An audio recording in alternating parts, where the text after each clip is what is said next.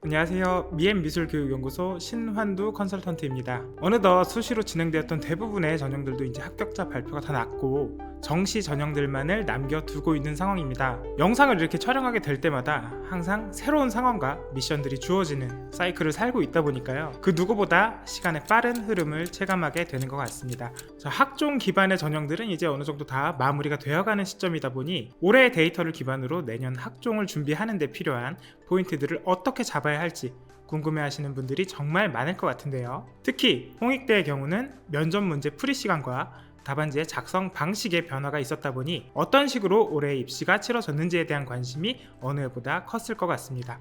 그래서 오늘 영상에서는 새로운 조건에서 진행된 홍익대 표현 면접 문제들을 분석을 하고요. 어떻게 문제 유형이 변화되었으며 이제 홍대를 준비하는 친구들은 어떤 능력치들을 추가로 어필해야 하는지를 이야기해드리겠습니다. 다시 한번 홍대 입시에서의 변화된 포인트를 짚어보자면요. 일단 가장 큰 부분은 면접 대기 시간의 변화였죠. 22에서 24분이 주어지던 기존 면접 시간에서 절반에 가까운 10여 분이 추가되며 총 36분의 문제 풀이 시간이 주어졌고요. 표현 문제 풀이 과정에 있어서도 아이디어의 도출 과정을 문제지 일부 면적에 표현하라는 식의 조건이 추가되었습니다. 이러한 변화를 결과적으로 종합해보자면 추가된 조건 자체는 사실 문제 유형이나 난이도에 그리 큰 영향을 끼치지는 않았던 것으로 판단이 되고요. 늘어난 시간은 문제 형태나 드로잉의 완성도에 꽤나 많은 영향을 미친 것으로 판단됩니다. 특히 세종캠과 서울캠을 통틀어 거의 대부분의 표현 문제가 보다 능동적인 조형을 유도하는 형태로 변형된 것이 가장 큰 포인트였다고 생각이 드는데요. 여기서 지금 모든 그림들을 다 오픈하기는 어렵겠지만 합격한 학생들의 재현 드로잉을 보면 화직 속 공간을 활용하는 방식이나 시점의 조율, 그림 안에서의 강약을 조절하는 부분 등 단순히 문제에 대한 답을 하는 데서 나아가 연출에 대한 디테일한 능력까지도 종합적으로 보겠다라는 기준이 명확히 적용되었음을 확인할 수 있었습니다. 우선 지난 기출 문제들과 올해 문제들을 한번 비교해 보도록 할까요?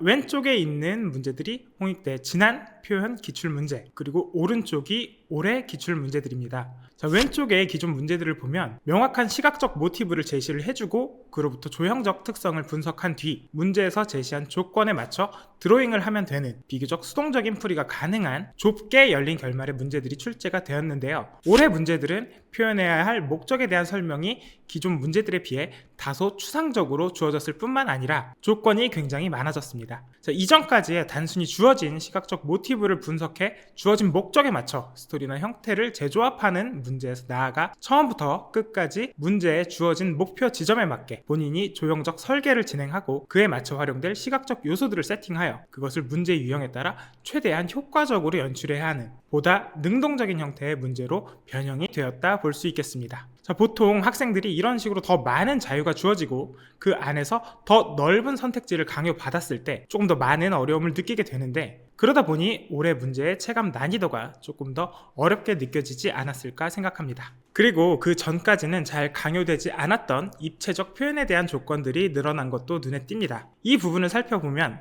공간감의 연출이나 입체 투시 기법에 맞춘 드로잉 등 드로잉에 필요한 다양한 기본기에 대한 부분을 보다 심도 있게 평가하겠다라는 측면이 드러나는데요. 올해 기출 문제 중에 두 번째 문제는 명확히 입체 표현에 대한 조건이 드러나지는 않지만 속도감이라는 키워드 자체가 화질을 상하 좌우뿐만 아니라 앞뒤로 최대한 넓게 활용해 과감한 투시를 활용했을 때 더욱 극대화되어 표현할 수 있는 키워드이기 때문에 이 문제 역시도 은연중에 입체나 공간 표현 능력에 대한 기본기를 요구하는 형태의 문제가 아니었나 생각됩니다. 그 전에 기존 문제들은 사실 굳이 본인이 입체에 대한 표현이 익숙치 않은 경우에는 얼마든지 평면적 구성으로 화면의 부분만을 활용해도 문제가 없었기 때문에 스탯을 어떻게 보면 한쪽으로 조금 몰아서 본인의 입맛대로 풀이를 진행해도 크게 약점이 드러나지 않았던 반면 이제는 홍대 표현 면접 실기를 준비하는 데 있어서도 균형 잡힌 육각형이 만들어질 수 있도록 다양한 능력치를 키워야 함을 단적으로 보여주는 예시가 되겠습니다. 지금까지 실기고사를 치르지 않았던 홍익대가 이젠 서서히 본인들의 필요에 맞게 독자적 실기 영역을 구축해 나가는 느낌인데요. 화면 안에서 조형적인 변화와 통일성, 균형감 같은 기본적인 요소들을 적용시키면서 문제에 대한 본인의 대답이 잘 드러나도록 구성하는 것만으로도 쉽지 않았던 상황에서 시점의 활용이나 공간감의 표현 같은 부수적인 조형 능력까지도 짧은 시간 안에 종합적으로 보여주어야 하는 상황이다 보니 오히려 그 어느 학교의 실기 유형보다도 학생의 기본기와 조형 감각을 평가하기에 적합한 형태로 면접 고사 유형이 진화하지 않았나 판단됩니다. 자, 각각의 문제를 조금만 더 깊게 분석해 보자면요. 첫 번째 문제는 우선 기하 도형의 형태를 사용하라 했는데, 여기서 어떤 색채나 질감에 대한 조건은 딱히 명시된 부분이 없으니 당연히 어떤 시각적 명시성과 주목도의 차이를 위해 이야기의 메인 주인공을 담당하는, 즉 반동을 표현하는 기하 도형들은 다른 부수적인 요소들과 대비되는 색채와 질감을 적용시켜 주는 것이 유리할 것이고요. 공간감의 표현을 위해서는 우선 앞서도 말씀드렸지만 화질을 앞뒤로 넓게 활용하며 원근을 적극적으로 적용시켜 주는 것이 유리할 것으로 판단됩니다. 또한 가까이 위치해 있는 요소들과 뒤에 위치한 요소들의 중첩을 통해 명확히 앞뒤 관계를 설정을 해주게 되면 공간감이 더 깊게 느껴질 수 있게 되겠죠. 또한 주제라 볼 수 있는 반동이라는 키워드는 어느 정도 역동성을 기반으로 표현하기에 적합한 제시어이기 때문에 화면에서부터 나에게로 다가오는 진출감이 느껴졌을 때 조금 더 제시 조건에 잘 들어맞는 연출이 가능해질 것으로 생각됩니다. 이렇게 각각의 조건에 대한 조형적 근거를 말씀드린 것처럼 대입시키다 보면 의외로 어렵지 않게 문제에 대한 최적의 답을 도출할 수 있고요. 여기에 필요한 건 기본적 양감 또는 질감 표현 능력, 정확한 투시 기법에 맞춘 입체 표현 능력 등이 뒷받침되어야 하겠습니다. 두 번째 문제 역시 말씀드린 것처럼 앞뒤로 넓은 공간 안에서 과감한 투시로 표현됐을 때 느낌이 가장 극대화될 수 있는 속도감이라는 키워드가 제시된 만큼 특별한 의도가 있는 것이 아니라면 평면보다는 입체 구성이 아무래도 조금 더 유리할 것으로 생각이 되고요. 사물은 어떤 사물을 선택하느냐에 따라 조금씩 차이가 있겠지만 일단 일반적인 사물들이 규격화된 형태가 많은 만큼 더욱 소실점에 기반한 기본 투시를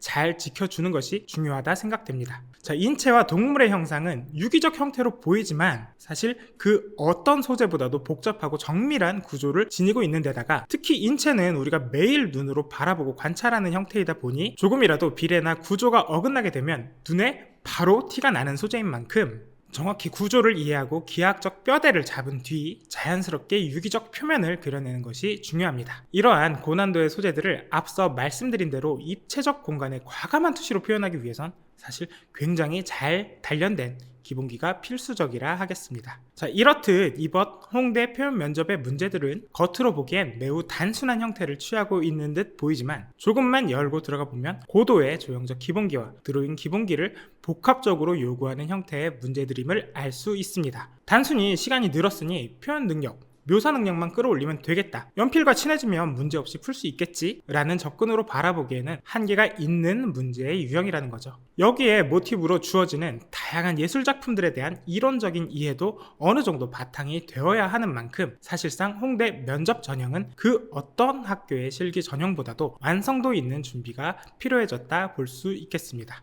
이 밖에도 오늘 다루지는 못했지만 세종캡 문제에서는 주어진 모티브를 분해해서 다시 다른 형태로 재조합하는 분해조합 문제가 나오기도 했고요. 별도의 구조적 소재를 추가로 제시해서 그를 활용해 컨셉트와 스토리가 도드라지는 화면 구성을 하도록 유도하는 문제가 나오기도 했습니다. 자, 특정 문제 형태에만 포커스를 맞춰 단기적으로 준비하기에는 당연히 어려움이 따른다 보셔야겠습니다. 가능하면 다음 영상에서는 홍대 합격생들의 생생한 드로잉 면접 후기나 합격 재현작을 바탕으로 더 디테일한 분석을 해드릴 수 있을 것 같습니다. 그리고 이러한 홍익대 면접 문제 유형의 변화에 발맞춰 따로 어떤 실기 준비를 하기에는 조금 부담이 느껴지시거나 실기를 하고는 있지만 홍익대가 요구하는 이론적 이해도와 짧은 문제 풀이 시간에 대한 훈련, 인체나 동물처럼 일반 실기 유형에서는 잘 다뤄지지 않는 드로잉 요소들에 대한 연습을 병행하기에 어려움을 느끼시는 홍대 준비생들을 위한 드로잉 클래스가 1월에 개강합니다. 조금 전 말씀드린 홍익대만의 특수성이 드러나는 드로잉 유형에 대한 대비뿐만 아니라 기출 문제 유형 대비, 그리고 조형적 이론을 바탕으로 한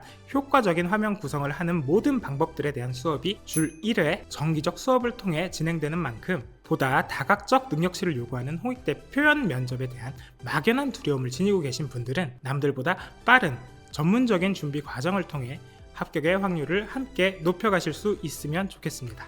자, 오늘 영상에서는 홍익대 표현 면접 문제에 대한 간략한 분석 내용을 준비를 해봤는데요. 분석 내용은 오늘은 여기까지고요. 저희가 준비하고 있는 드로잉 클래스에 대한 문의사항은 아래에 대표 번호로 연락주시면 정확한 일정과 함께 보다 자세히 설명드릴 수 있도록 하겠습니다. 감사합니다.